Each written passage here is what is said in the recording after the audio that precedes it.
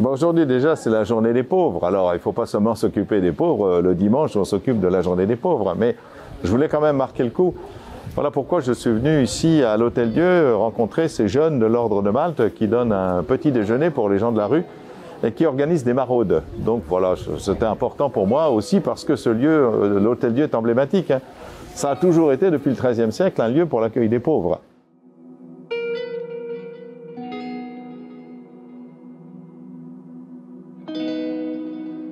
Principalement, je fais des maraudes, donc c'est-à-dire que ça va être soit maraude en tente, donc ici à Notre-Dame, plutôt à l'Hôtel-Dieu, où là on va accueillir directement, on les appelle nos habitués, donc voilà, pour parler avec eux, pour leur offrir un petit déjeuner, de quoi boire, de quoi manger, du temps, de l'attention. D'autres fois, je fais aussi des maraudes pédestres, donc là on va carrément à la rencontre des sans-abri un peu partout donc dans le quartier. Et là, on rencontre vraiment des personnes parfois qui sont très démunies, qui n'ont même pas les moyens de se déplacer parce que ils sont blessés tout simplement, qui sont soit seuls, soit en groupe.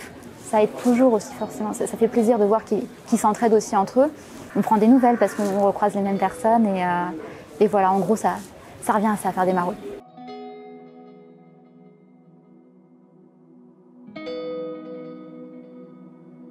Alors l'important d'accompagner ces jeunes bénévoles, c'est parce que donc eux-mêmes, vous voyez, ils se lèvent de bonne heure, ils pourraient faire autre chose, etc. Et ils sont très nombreux à se mettre au service des autres, un peu partout, soit effectivement à l'Ordre de Malte, mais aussi dans beaucoup d'associations. Donc c'est très intéressant de les rencontrer, de savoir pourquoi ils le font. Il y a beaucoup de générosité, hein.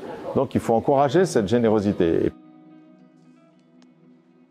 Dans ceux qu'on a rencontrés ce matin, il y a des artistes qui ont encore cette fibre artistique et qui sont capables d'en parler. Ce qui est intéressant aussi, c'est de voir non pas seulement de leur donner quelque chose à manger, mais de parler avec eux et d'essayer d'écouter ce qu'ils ont à nous dire. On a partagé un moment aussi sur un qui nous a fait un clip sur YouTube.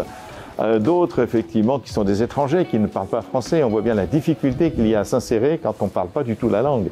Mais ce dont ils ont besoin, c'est vraiment voilà, d'avoir un peu d'attention, quelqu'un qui leur parle et parfois aussi des petites astuces, justement, où est-ce que je peux trouver une écharpe, où est-ce que je peux trouver un logement pour ce soir, enfin voilà, quoi, ce genre de petits conseils aussi. Je pense qu'il faut aussi savoir les écouter. La question de s'occuper des pauvres, c'est pas on s'occupe d'un pauvre, non.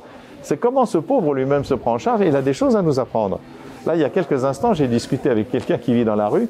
On a parlé d'Héraclite, on a parlé de Parménide, on a parlé d'Aristote. Donc, on a une conversation sur la philosophie. Il était passionnant, il était très instruit, très cultivé. Et donc, voilà, c'est lui donner aussi l'occasion de partager ce qu'il vit, de partager ce qu'il pense. Ça fait aussi partie de notre humanité.